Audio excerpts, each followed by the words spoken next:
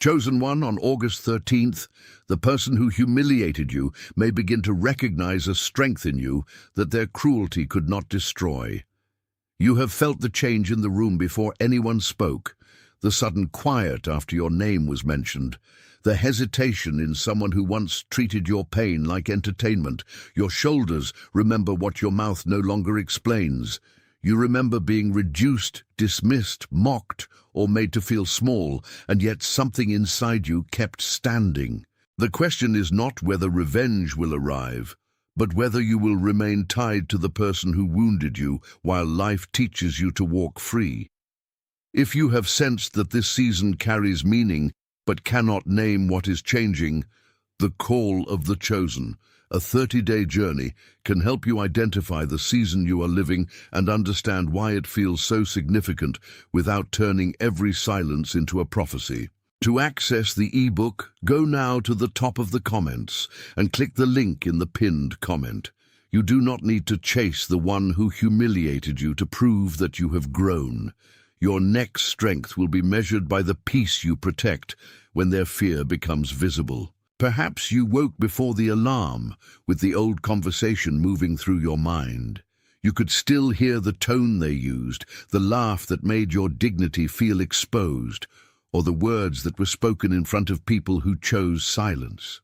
Your hand reached for the phone, not because you wanted to contact them, but because some hidden part of you wanted evidence that the world had finally noticed what happened. Then you put the phone down.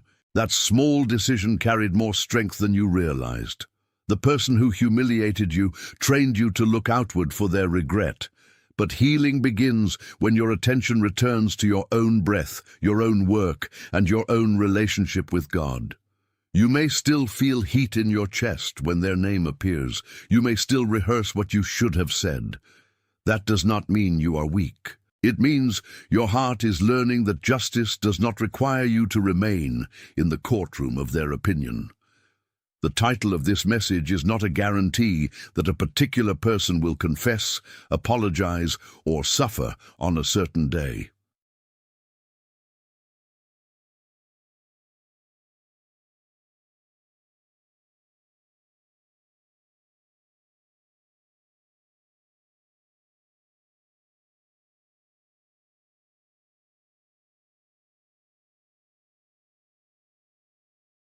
Attention, you need to prepare now. I put together an exclusive resource for those who feel set apart for something greater, but live surrounded by noise, distractions, and mental overload. This is a 30-day journey that will transform your life. A guided path to armor your mind and prepare for what's coming with daily practices of focus, boundaries, and discipline. Stop negotiating with the noise. Learn to spot distractions before they control you, and strengthen your mind. Also available in an immersive audio version. Over 10 Zuzazara readers have already transformed their lives through the 30-day journey. Thousands of people have already started this transformation. People like you who are tired of living in the fog. Ordinary people who decided to stop accepting mental chaos. Take advantage of this limited time offer only this month. Access your link just below in the pinned comment. August 13th can be held as a marker for reflection, recognition, and renewed obedience. It can remind you that the strength they feared was never created by your retaliation. It was formed when you kept your character while being misunderstood, when you refused to become cruel simply because cruelty had touched you, and when you continued to rise after humiliation tried to define your name. You are allowed to recognize the difference between consequences and revenge. You are allowed to believe that actions carry weight without becoming obsessed with watching the weight fall. You can learn to notice who respects your boundaries, which conversations leave you drained, and which opportunities invite you to act with wisdom. You can distinguish a desire for justice from a desire to be seen by the person who refused to see you. That distinction will protect your future. Imagine the ordinary moment when the old humiliation returns. You are washing a cup, sitting in traffic, folding clothes, or standing beneath the cold light of a grocery store. Nothing dramatic is happening, yet the memory rises with surprising force. Your jaw tightens, your stomach turns. You hear yourself thinking, they got away with it. Then another thought appears, quieter but steadier. They no longer get to direct my life. That second thought may feel fragile at first, but it is honest. The person who mocked your weakness may notice your strength only after you stop displaying your wounds for their approval. They may become uncomfortable when you no longer explain every decision, defend every boundary, or answer every provocation. Their discomfort is not your assignment. Your assignment is to remain truthful, attentive, and free enough to choose what serves your calling instead of what satisfies your anger. You may have noticed that the humiliation became a strange kind of reference point. You measure new relationships against it. You wonder whether people are laughing behind your back. You prepare explanations before anyone asks for them.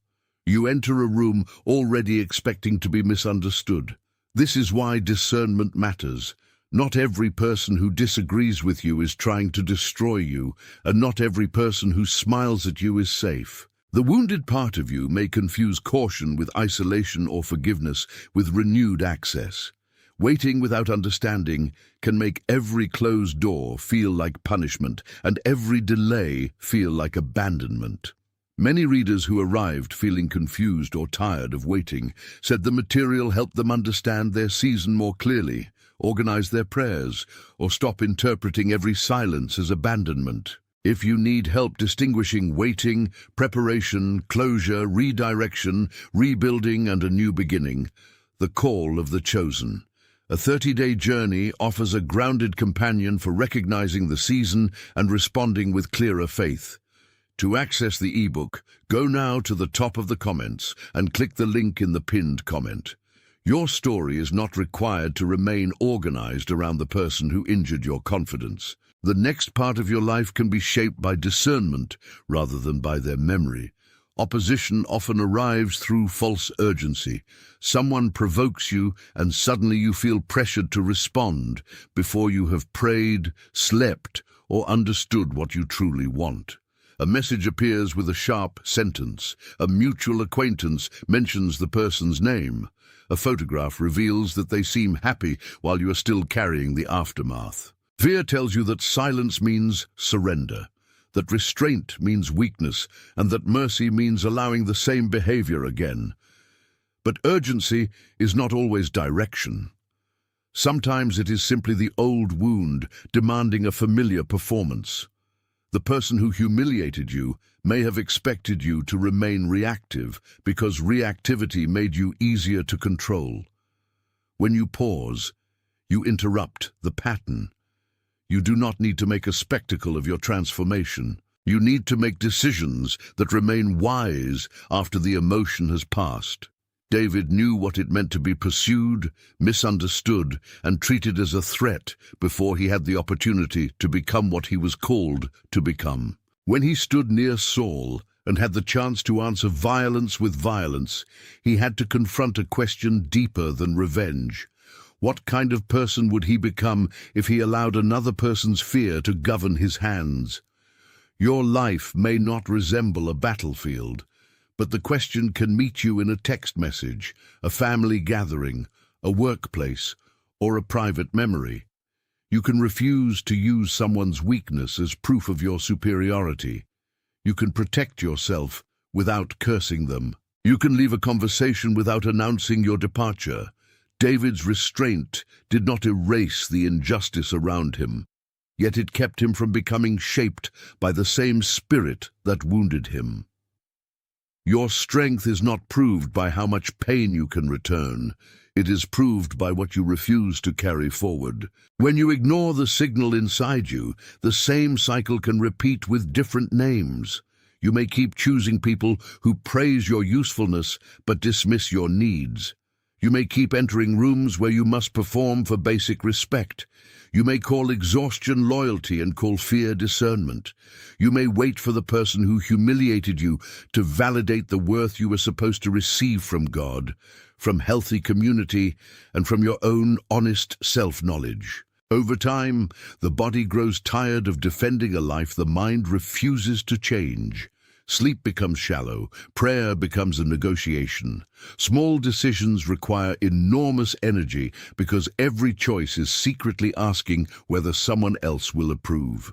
The cost is not only sadness, it is delayed obedience. It is the opportunity you keep postponing because you are still trying to prove that the old accusation was false. You do not have to build your future as a rebuttal. This is the meaning I want you to hold when you think of August 13th and the person who humiliated you. Let the date become a quiet checkpoint, not a threat.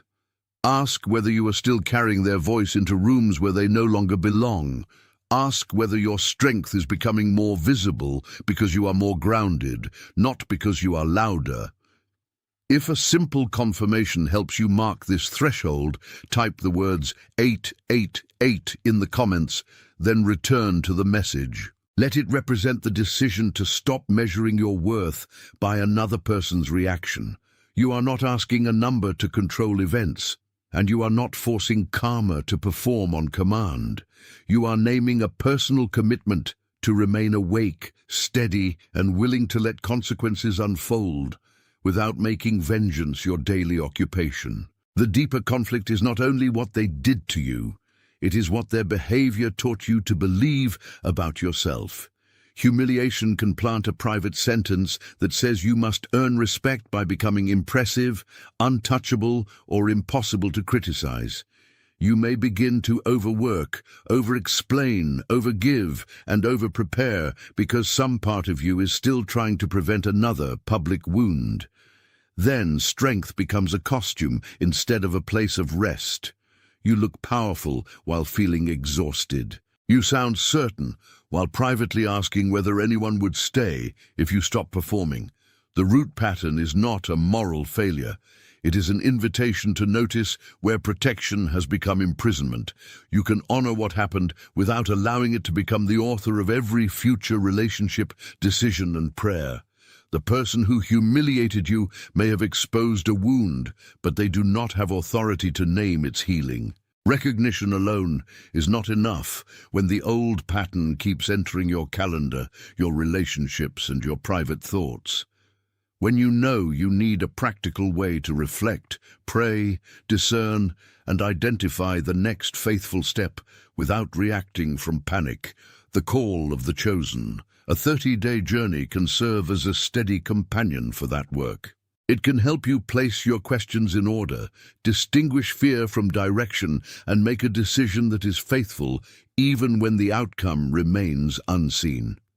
You will not find spiritual power in the book itself, and you do not need to purchase anything to be worthy of God's care. You are choosing a tool for application, a way to return to the message when emotion becomes loud. To access the ebook, go now to the top of the comments and click the link in the pinned comment. Then bring what you learn into one honest decision, because clarity becomes meaningful when it changes how you live. Your mind may say that you are fine because you can explain the situation. Your body may say otherwise when your pulse rises at a familiar name, when your throat tightens before a difficult conversation, or when your hands become restless in a room connected to the past. Your spirit may recognize a boundary before your reasoning can defend it. None of these responses should be treated as an infallible command, but each deserves patient attention. You can breathe, write down what happened, and separate facts from assumptions. You can ask whether the present moment truly contains danger or whether it resembles an earlier moment of exposure. You can pray without demanding a dramatic sign. A wise response does not shame the body for remembering, nor does it allow fear to make every decision. Strength becomes mature when your thoughts, sensations, values, and faith are brought into honest conversation. Relationships will reveal how much freedom has returned to you. A healthy person will not require you to forget your history in order to receive their kindness. A safe environment will not punish you for having limits. At the same time, you do not need to interpret every awkward moment as a repeat of the original humiliation. Discernment does not make you suspicious of everyone. It makes you observant enough to notice patterns without inventing motives. Watch what happens when you say no. Watch whether a person can apologize without turning the apology into an accusation against you. Watch whether your peace grows through ordinary consistency rather than dramatic promises. You can leave spaces that dishonor you without turning departure into a public trial. You can forgive in your heart while choosing not to reopen a door. Mercy can be real, and access can still change. The strategy of opposition is often less dramatic than you imagine. It may be a crowded schedule that leaves no room for reflection. It may be a stream of other people's opinions that keeps you comparing your progress. It may be the temptation to answer every accusation because you fear that silence will be misinterpreted. It may be fatigue that makes the easiest reaction feel like the only possible one. Noise does not have to destroy you to delay you. It only has to keep you busy enough that you never ask what your life is becoming. The person who humiliated you may have occupied far more mental space than they deserve, not because they are powerful, but because the wound remained unattended. You can reclaim that space through small acts of order. Turn off the message preview. Take the longer route home. Sit with one question until the need to perform loses its urgency. There comes a moment when you stop negotiating with the truth. You recognize that the person who humiliated you may fear your strength, not because you are attacking them, but because you are no longer available for the role they assigned you. You were not created to remain the misunderstood victim, the desperate explainer, the silent servant, or the angry witness forever. You can tell the truth about what happened and still refuse to make it the center of your identity. You can let karma mean that actions eventually meet their natural consequences, while you focus on the consequences of your own choices. Every time you decline to retaliate, you place another brick in the path of freedom. Every time you keep a boundary without hatred, you prove that strength can be quiet.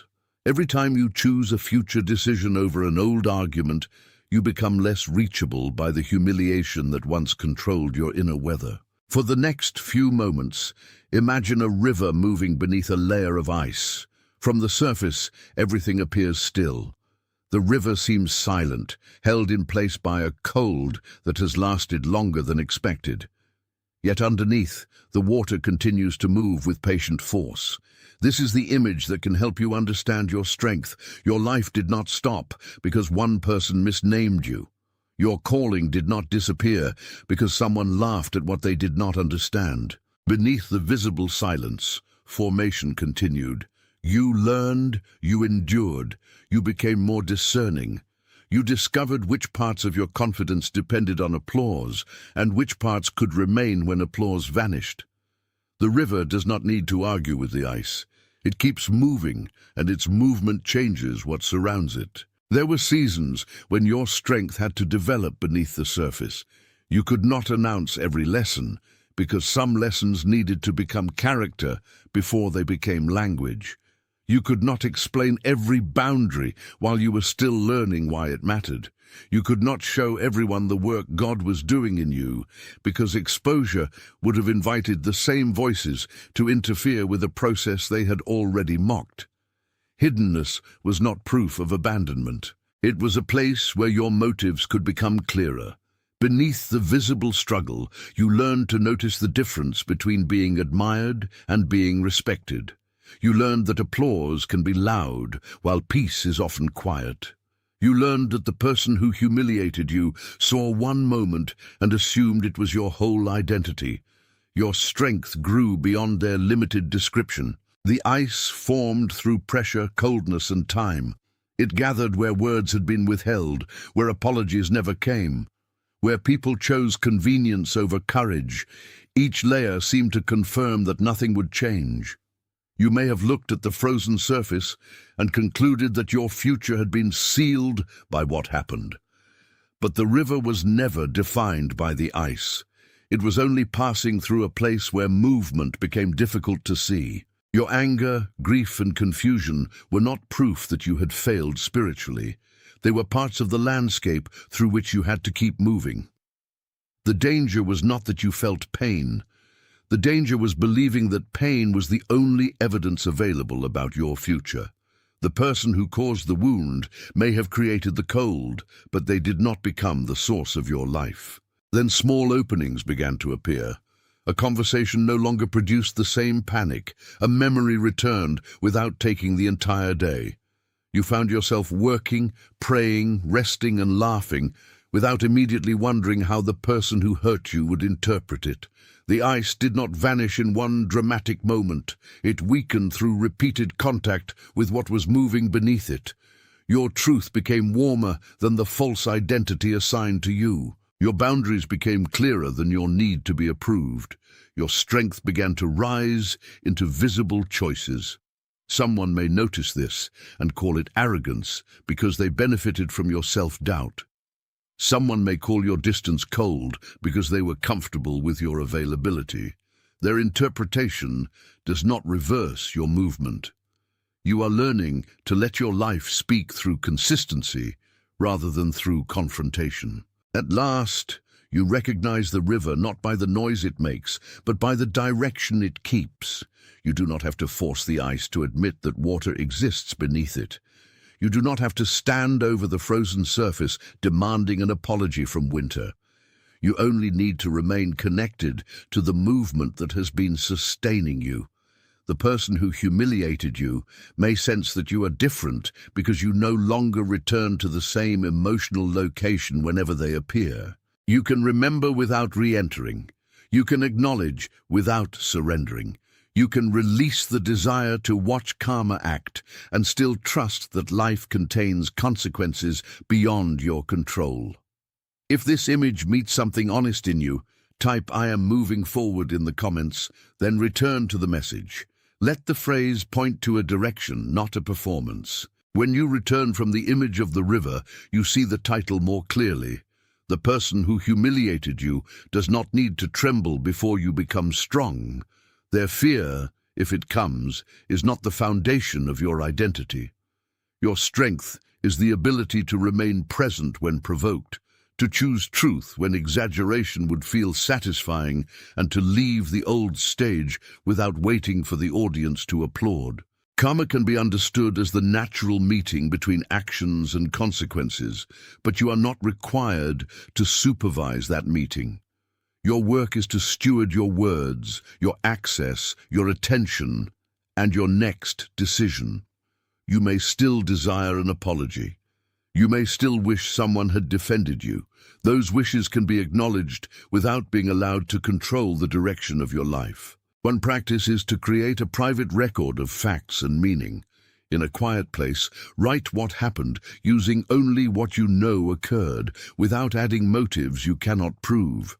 Then write what you concluded about yourself because of it. Finally, write a truer statement that does not excuse the harm or exaggerate your power. You might write, "They spoke to me with contempt," followed by, "I concluded that I was easy to dismiss," and then, "Their contempt revealed their behavior. It did not establish my worth." This practice helps your mind separate the event from the identity it tried to create. When the memory returns, you can read the truth instead of allowing the old interpretation to speak first. Your strength becomes practical when it changes the sentence you repeat in private. A second practice is to delay every emotionally charged response until your body has returned to a steadier place. You do not need to answer a message while your hands are shaking or while your chest feels compressed by the need to be understood. Put the phone away, walk through the room, drink water, pray in plain language.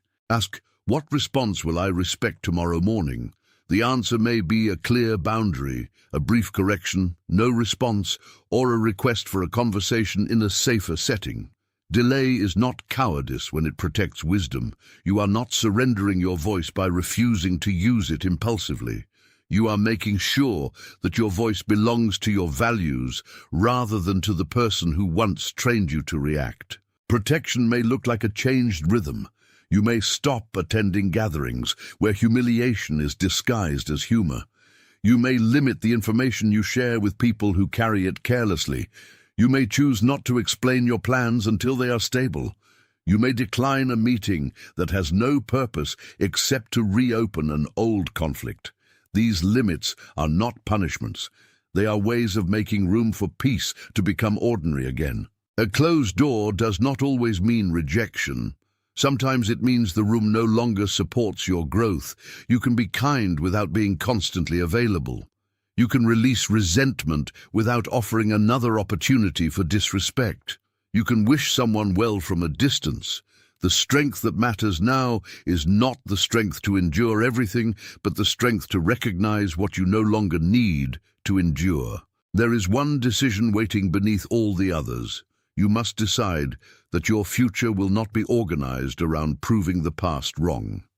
This does not mean you abandon accountability, legal protection, honest conversation, or the right to name harm. It means you stop spending your best energy trying to force a particular person to understand your value. Build your work because it is meaningful. Choose relationships because they are reciprocal. Pray because you want communion, not because you want to manipulate an outcome. Let your growth become visible through the life you are actually living. When the person who humiliated you notices your strength, let them encounter a person who is no longer available for their old script. That is not revenge. It is stewardship. When you recognize that quiet strength is still strength, you may press the like as a silent amen, without words, not as a request for attention, but as a private agreement with the truth that you can walk forward without returning harm for harm. Then let the agreement continue beyond this moment into the next conversation and the next decision. An amen becomes meaningful when it enters your conduct. You do not need to announce every boundary. You do not need to display every victory. Your peace can remain real even when nobody from the old chapter witnesses it. There may be one person who came to mind while you listened, someone who's been carrying humiliation quietly, someone who keeps explaining their worth to people committed to misunderstanding them, or someone who is learning to rebuild without becoming bitter. Share this message with that person as an act of care and delivery. Do not send it to provoke an argument or to make a hidden accusation. Send it because a gentle reminder may help them remember that consequences belong to God, life, and responsible reality, while their next faithful step belongs to them. Sometimes strength reaches another heart through a simple act that does not demand recognition. Now let the agreement become personal before you speak it. You are not the insult that was directed at you.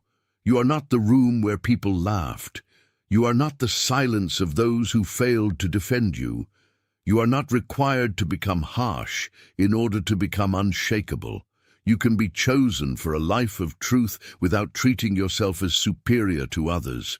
If you are ready to confirm this identity as a commitment rather than a wish, type, "I am chosen and free" in the comments. Let the words point toward the person you are practicing becoming, grounded, discerning, protected by wisdom, and no longer governed by the fear of another person's opinion. On August 13th, remember the date as a place of recognition, not a deadline for someone else's downfall. Remember the humiliation without allowing it to become your home. Remember the strength that grew when no one applauded, the strength that learned to pause, the strength that stopped explaining itself to people who had already.